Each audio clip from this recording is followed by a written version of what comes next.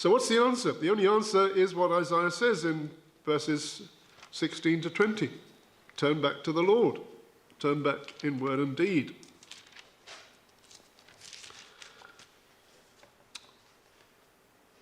Wash yourselves, make yourselves clean, put away the evil of your doings from before my eyes. Cease to do evil, learn to do good, seek justice, etc. Let us reason together. Though your sins are like scarlet, they shall be as white as snow.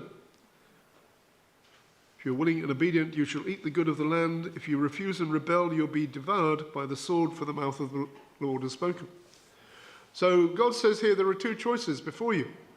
Just like Jesus says there are two paths in front of you. There's one road which leads to destruction, which is the broad road, which many people are on. And there's a narrow road which leads to life, and there are few who find it. You've got to make a choice to decide which road you want to be on. It says if you're willing and obedient, you'll eat the good of the land. But if you're disobedient, then you'll face the sword and destruction. So it's a very clear choice, and Isaiah makes it very clear, and it's the same choice which we are facing today, choice facing us in this nation.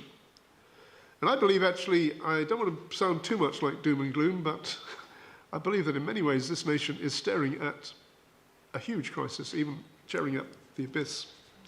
And it's very clear that things are going to get worse, in my opinion, much, much worse, before they get better.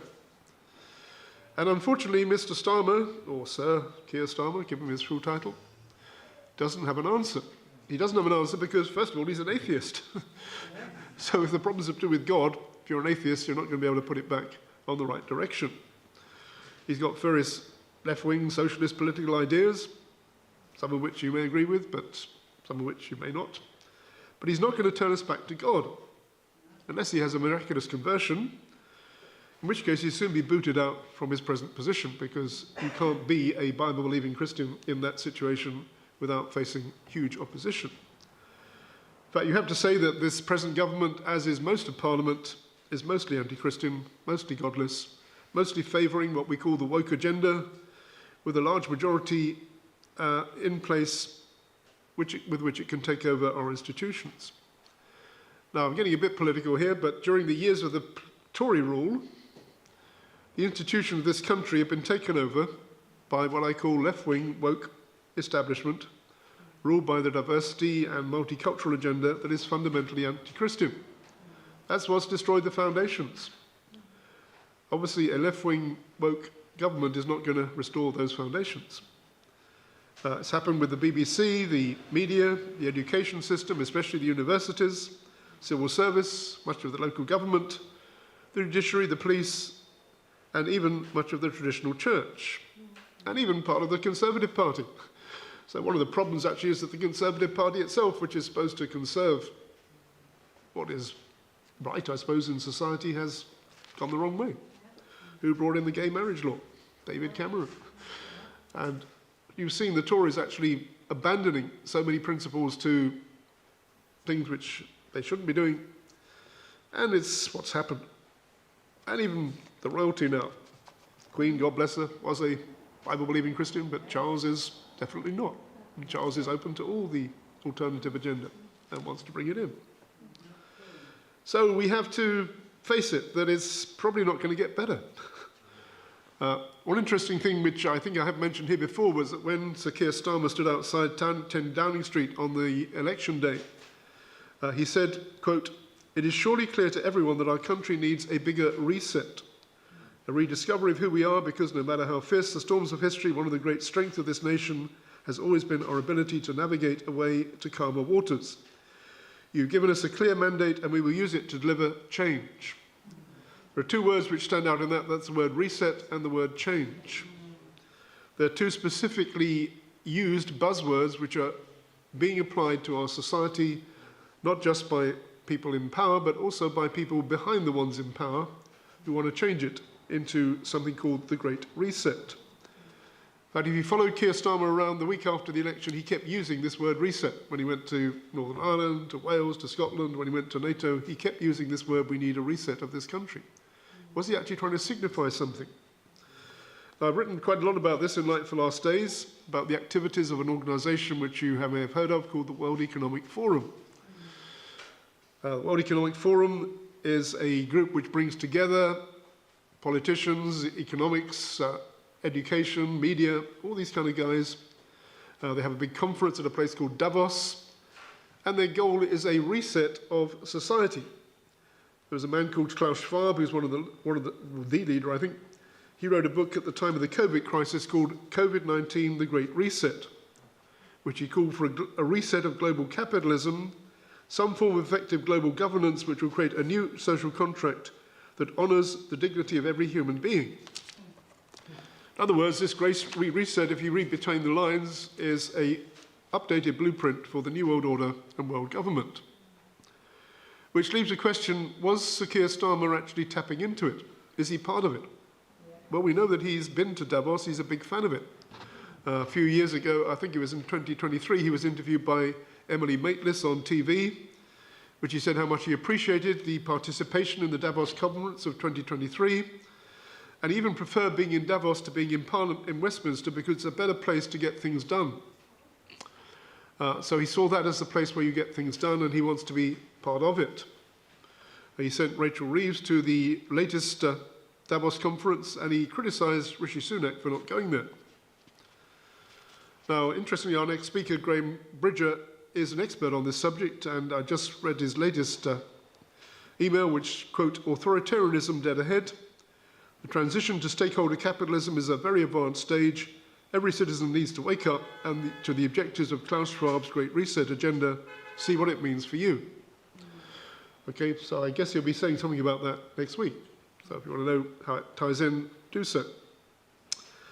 Now, how can I explain this? It's part of a liberal progressive worldview which applies not just to politics but also to public morality.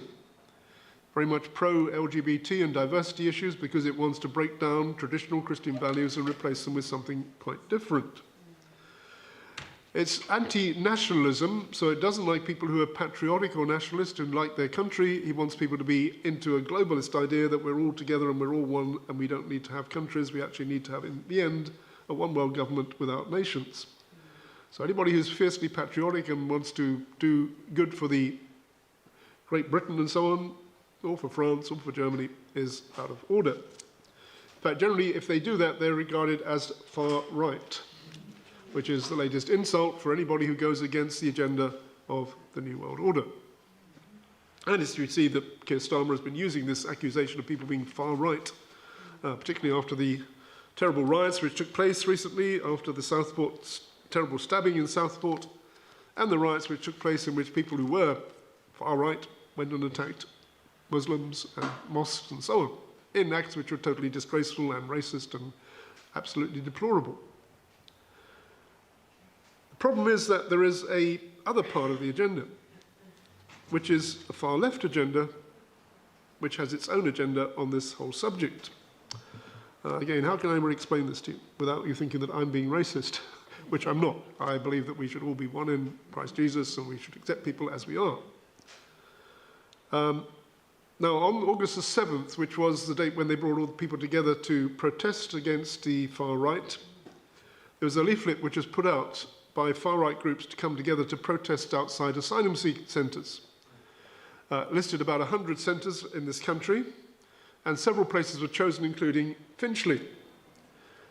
So as we lived down the road from Finchley, I decided with Barbara to go along and see what was happening, took a few of our leaflets to give out to the people there, give out to the far right and to the other people who were demonstrating. Well, I couldn't give them out to the far right because they didn't turn up. There was absolutely zero people there. Couldn't give it out to the far left because they spent the whole time chanting, Nazi scum off our streets, refugees welcome here, etc., etc. So they were just chanting and really not much communication. So I gave them out to a few bystanders, had one or two conversations, but generally one had to notice that the far right didn't turn up. A loud crowd did oppose them, mainly waving banners printed by the Socialist Workers' Party. So what's the Socialist Workers' Party? Well, it's a Trotskyite communist group. Before I became a Christian, I used to be involved in far left, and we used to go and leaflet these guys, and we used to talk to the Socialist Workers and to the Communist Party of Great Britain. And we noticed that they had an agenda, all of them, that they were actually trying to use the racial discrimination issue and immigration as a platform to use their program. So they would try to get on board non-white people, immigrants, and say that we're defending you against those horrible racists and we're going to make a better society for you. Actually, they just wanted to use them in their attack on established society. They weren't really interested in the welfare of the immigrants. They were interested in using it for their Marxist left-wing agenda, which was to do down everybody who didn't conform to what they wanted it to be. Now, it was interesting that at this, the atmosphere at this meeting I thought was quite hostile, and there were also both far left and Muslims coming together against the far right. There was a leaflet which was put out by a group called Finchley Against Fascism, which said racists, homophobes, Islamophobes and Zionists out of Finchley. Okay, racists out of Finchley, homophobes. Who are homophobes? People who don't agree with homosexuality. Get them out of Finchley. Islamophobes, people who are critical of Islam, get them out of Finchley. And Zionists, people who actually support the existence of the State of Israel, get them out of Finchley. Okay, so you've got a whole lot of people there who shouldn't be living in Finchley, and certainly I think I qualify for being three of them. Not that I'm an Islamophobe, I'm not phobically hatred against Muslims or against homosexuals, but I disagree with their program, and I will be critical of it, and continue to be so. And they're also quite aggressive. I mean, at another demonstration, apparently there was a man called Ricky Jones who said, the opposition, they're disgusting Nazi fascists and we need to cut their throats. Then someone started shouting, free, free Palestine, and everyone joined in. So there's some connection between slitting the throats of Nazis and supporting the Palestinians against the Israelis. So you've got this kind of not so nice, not so much peace and love, one has to say. Aggressive and violent. Now, Melanie Phillips, who is a Jewish journalist, very clever lady, she said, this is the result of years of the growing incendiary twin developments of mass immigration, uncontrolled and progressive Islamization, starting with Tony Blair's government, which set out to transform the country into a multicultural society through mass immigration. Multiculturalism is not a template for a tolerant society. Tolerance of other cultures and ethnicities should be a given in any society. Multiculturalism, by contrast, is a doctrine which says all cultures must be deemed to have values that are no better or no worse than any other. Multiculturalism therefore makes it impossible for a Western society to insist on its own values and to require new arrivals to conform to its precepts, such as equality for women, freedom of speech, and tolerance of minorities. For years, some of us have warned that the willful destruction of British and Western culture, the deliberate concealment of what was happening, and the denigration and harassment of anyone who objected would not only destroy social cohesion, but risk a violent backlash from neo-Nazis, thugs, and agitators of various stripes, and the rise of populist politicians, along with ordinary people who simply had had enough. That's what we're seeing playing out on the streets of Britain today. And I would agree with that.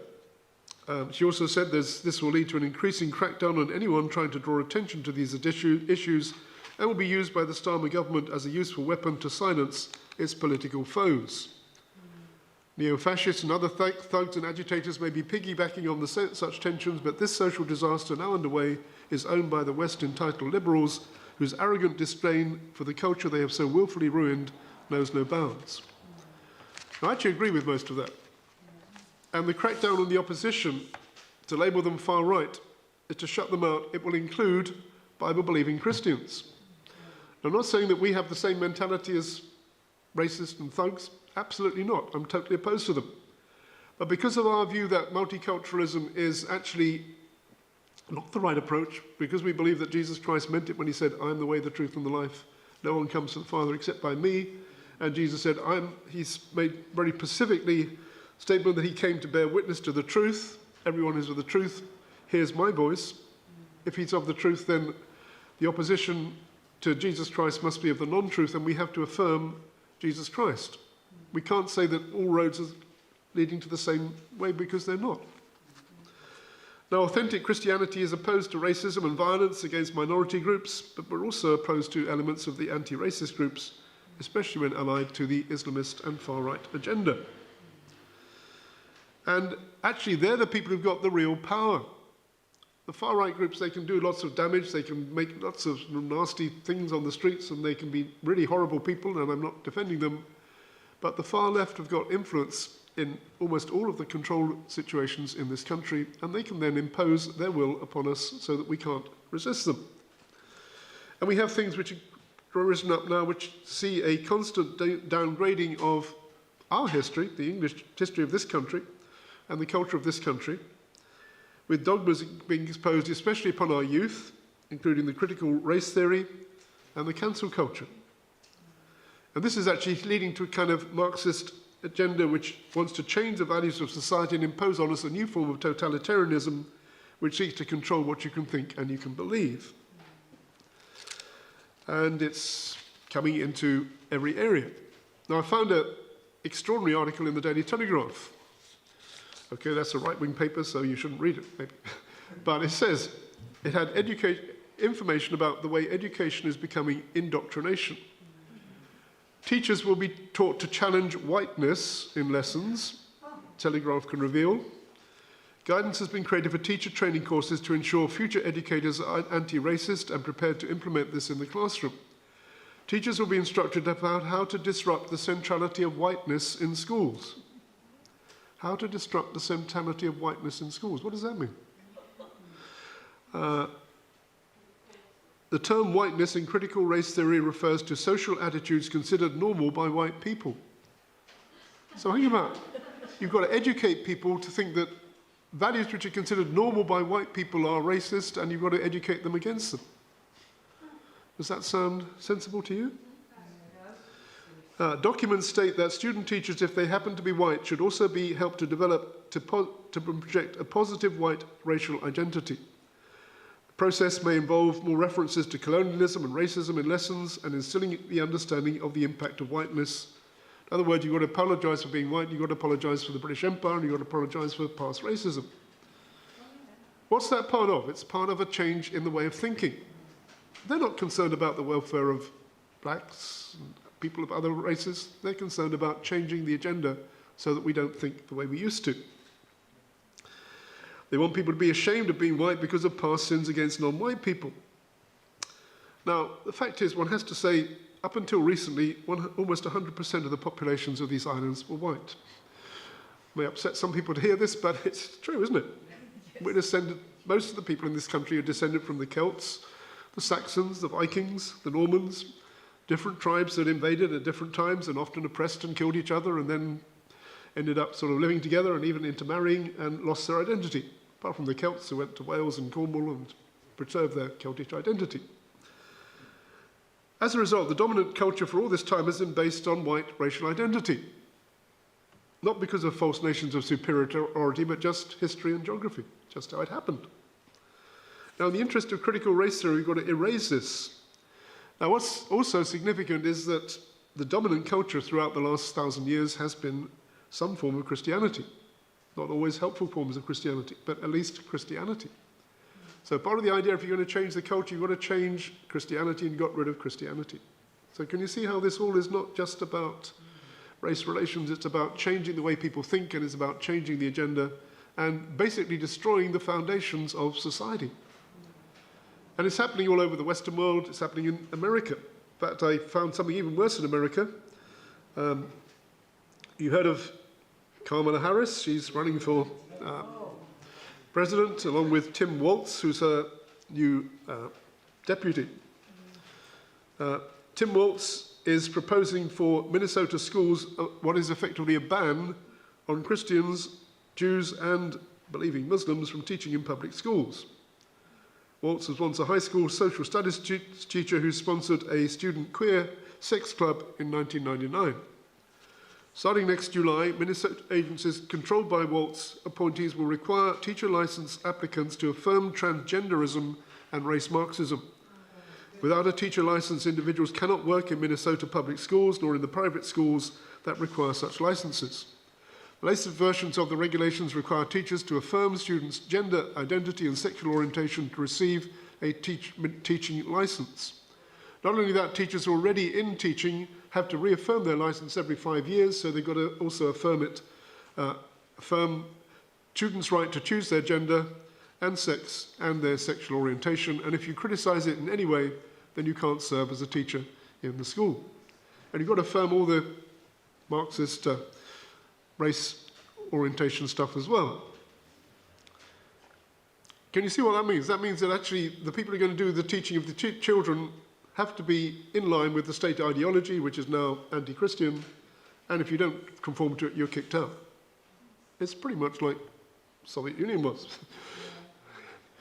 And you can see that we're in great danger in the Western world of attacking the foundations of society as they should be, which should be based upon biblical foundations, and replacing them with some kind of distorted humanism, Marxism, and social engineering, which is going to be anti-Christian. And if the foundations are destroyed, what should the righteous do? And sometimes it means that if you're righteous and you want to teach, I mean, I used to be a teacher. I don't think I would get into teaching now. I wouldn't be able to do it because so much is against my principles. But that's what it's coming to. So you're going to see that the righteous are going to be pushed out of society and out of taking their part in social order.